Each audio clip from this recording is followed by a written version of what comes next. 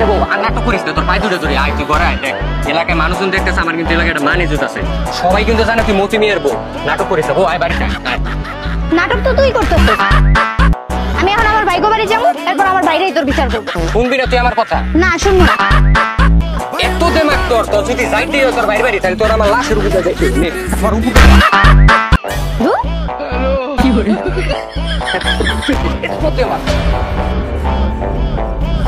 গায়ে হাত তুলেই দিলি তাহলে? হ্যাঁ, এই তোর খান বংশের পরিচয়, ঘরের বড় গায়ে হাত তুলো। আমার পীরের বংশধর। তাই তোর ভাই কি করে? তোর ভাই সারাদিন নেশা করে, পরে ঘরে যায় বউ পিড়ে ফিরে দেওয়া তুই। কি তুই আমার ফ্যামিলি নিয়ে করে দিলি? আরে মিয়া এনে দাঁড়া দাঁড়া তামসা দেখতেছো, এনে একটা মহিলার গায়ে হাত দিতেছে। আমার ভাইটাও ফোন তো চালান লাগবে।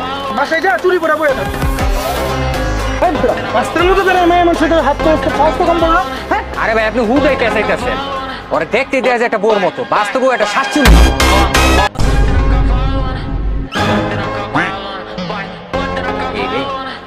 বেশি বলে গেলাম।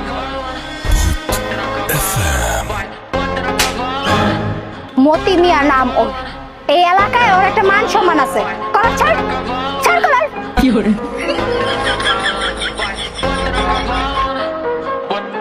চলো বাসায় চলো।